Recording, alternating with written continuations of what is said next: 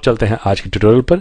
ये हम पिंजरा बनाते हैं, पिंजरा बना के इस लड़की को इसमें कैद करेंगे। मैं नए सिरे शुरू हो जाता हूँ, पहले इसको तो डिलीट ही कर दूं। और ये वो लड़की की फोटो थी जो मैंने एक्सट्रैक्शन के बाद, ये देखिए, ये मैंने खींची थी और एक्सट्रैक्शन के बाद मैंने ये फोटो का सिलेक्शन बना के रखा हुआ है। तो इसको हम बाद में आएंगे। पिंजरा बनाने के लिए हमको सबसे पहले एक पैटर्न बनाना पड़ेगा, उस पैटर्न से फिर हम पिंजरा बनाएंगे। तो सबसे पहले आप न्यू फाइल खोलिए, विड्थ आप 20 बाई 20 पिक्सल्स की कर दीजिए, रेजोल्यूशन 72 ठीक है, बैकग्राउंड को ट्रांसपेरेंट कीजिए और फाइल खोलिए। ये देखिए बहुत बारीक सा आपको दिखाई नहीं देगा 100% पे, ये 1600% पे जाके कहीं। अब सबसे पहले हम इसका सेंटर्स ढूंढ लेते हैं। मूव टूल सेलेक्ट करके अगर यहाँ से अगर आप ड्रैग करेंगे अंदर तो ये देखिए गाइड आ जाती है।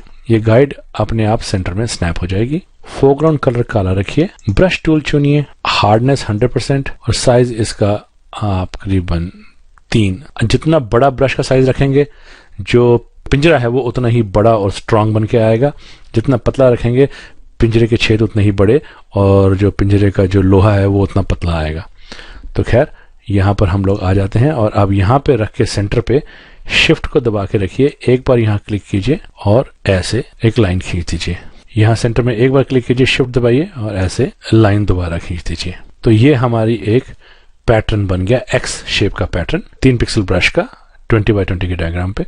अब आप यहाँ पे आइए एडिट पे और यहाँ पे आप डिफाइन पैटर्न करके ये पैटर्न को कोई भी नाम देके सेव कर लीजिए। मैं सेव नहीं करूंगा क्योंकि मैंने ऐसे बना के पहले से ही रखा हुआ है। तो अब मैं इसको डिलीट कर देता हूं और अब फिर से एक नई लेयर खोलते हैं। आपकी जो लेयर खोलेंगे इसमें हम पिंजरा बनाएंगे। तो 500 पिक्सल बाय 500 पिक्सल का हम लोग नया डॉक्यूमेंट। अब बैकग्राउंड कलर हमारा व्हाइट है तो कंट्रोल दबा के बैक स्पेस दबाइए तो व्हाइट से भर जाएगा। नई लेयर क्लिक कीजिए, आप ये एलिप्टिकल मार्कर टूल लीजिए और यहाँ पे एक गोला बना लीजिए। स्पेस बार दबा के कहीं भी रिपोजिशन कीजिए और शिफ्ट को दबाएंगे तो गोला बिल्कुल गोल सर्कल बन के आएगा। अब आपका ये एक परफेक्ट राउंड सर्कल बन गया।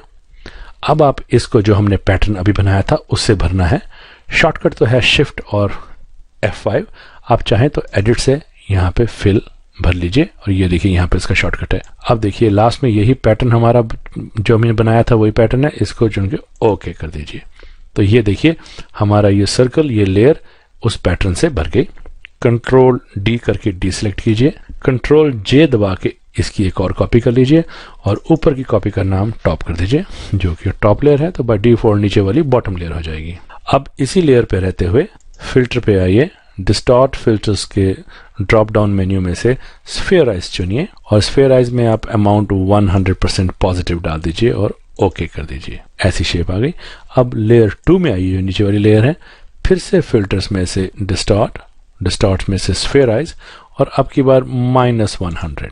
ये देखिए ये आपका हमारा सर्कल बन गया। अब अगर आप चाहें तो सबसे पहले ये व्हाइट बैकग्राउंड के ऊपर है तो कोई इतना ज्यादा मजा नहीं दे रहा है। आप नीचे जो सबसे नीचे वाली लेयर है उस पे आ जाइए। फोरग्राउंड कलर नीला हल्का सा कोई भी डाल देते हैं। मैंने एक चुना था, उसका नंबर मैंने नोट कर लिया था, वो था 8EDEFB।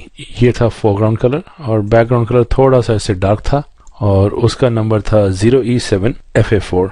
तो ये हमारा बैकग्राउंड फोरग्राउंड कलर हो गया। आप ग्रेडियंट टूल लीजिए, linear gradient, foreground to background, यहाँ से यहाँ पर एक लकीर खींच दीजिए। अब हमको क्या करना है, जो इस लेयर पे जो लड़की की फोटो थी इसको लेके आना है। इसके लिए आप मूव टूल पे आइए, मैंने पहले सिलेक्शन बना के रखी है। यहाँ से लेके आप, अब क्योंकि लड़की की फोटो बड़ी है, कंट्रोल टी दबा के ट्रांसफॉर्मेशन बॉक्स लेके आइए, कोने वाला हैंडल विजिबिलिटी पे सामने लाइए, शिफ्ट और ऑल्ट दबा के इसको चारों तरफ से आप रिड्यूस कर सकते हैं।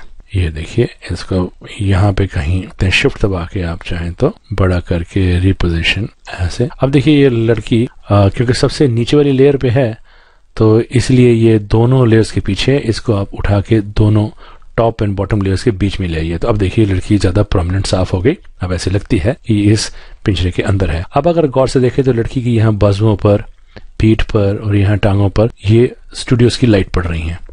अब अगर स्टूडियो की लाइट लड़की पर पड़ रही है तो वो पिंजरे पे भी पड़नी चाहिए। उसके लिए हम लोग क्या करेंगे, उसके लिए हम एक लोग इसमें यहाँ पे लेयर स्टाइल्स लेके आएंगे। सबसे पहले आप टॉप लेयर पे आ जाइए, लेयर स्टाइल्स में से आप बेवल एंड एम्बॉस चुनिए।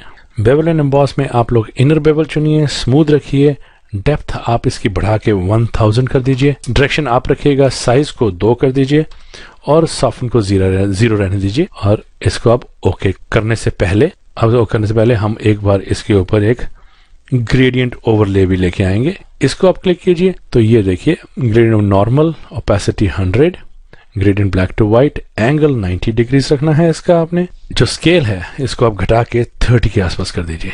अब आप इसको ओके कीजिए तो ये देखिए अब ऐसे लगता है कि सामने से इसके ऊपर लाइट पड़ रही है। और इसी को अगर आप दोबारा क्लिक करें यहाँ पे, अगर आपको लगे कि ये एंगल 90 डिग्री सही नहीं है आपके स्टूडियो की लाइट के मुताबिक, तो आप यहाँ पे इसको ऐसे शिफ्ट भी कर सकते हैं।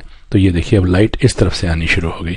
तो जैसे भी आपको लगता है, जैसे भी आपके सब्जेक्ट के ऊपर लाइट है, उसी तरह से आप पिंजरे को भी लाइटन अप कर सकते हैं। और अब यही इफेक्ट पिछली लेयर पे देने के लिए हमको दोबारा से बनाने की ज़रूरत नहीं है। यहाँ पे ये हमारे इफेक्ट्स हैं, ऑल्ट दबाइए और ये जो हमारा लेयर स्टाइल है इसको दबा के क्लिक कीजिए, होल्ड करके ड्रैग करके लेयर 2 पे लाके छोड़ दीजिए। तो यही इफेक्ट अब पीछे भी चला गया। तो ये देखिए अब हमारी लड़की इस पिंजरे के अंदर बंद हो गई। तो ये था मेरा आज का ट्यूटोरियल कि 3D स्फीयर केज बना के और उसको कैसे इस्तेमाल कर सकते हैं। और एक बात जाने से पहले और बता दूं यही कि ये जो पीछे वाली लेयर जहाँ पे ग्रेडियंट है, ये मेरा ब्लैक, हमारा फोरग्राउंड एंड बैकग्राउंड कलर है। तो ये लाइट ब्लू से डार्क ब्लू हुआ था। अगर मैं इसका एक मिनट यहाँ पे आके इसका मोड अगर मैं बदल कर डिफरेंस पे कर दूं, और अब अगर मैं यहाँ से आप देखिएगा अगर मैं ग्रेडियंट करूंगा तो टोटली ही कुछ और कलर्स आएंगे। ये देखिए, तो ये भी एक नया तरीका मैंने आपको बता दिया। अगर आपको ग्रेडियंट्स के साथ एक्सपेरिमेंट करना हो और आपको अगर ग्रेडियंट एडिटर नहीं आता काम करना, ये सब ग्रेडियंट एडिटर बोलते हैं, अगर इसके साथ आप ज़्यादा कंफर्टेबल नहीं है तो कोई ऐसी बात नहीं, आप सिर्फ इसका मोड बदल के डिफरेंस कर दें तो अब देखिए हर बार कुछ और ही बन के आएगा। उम्मीद करता हूँ आप सब लोगों को पसंद आएगा।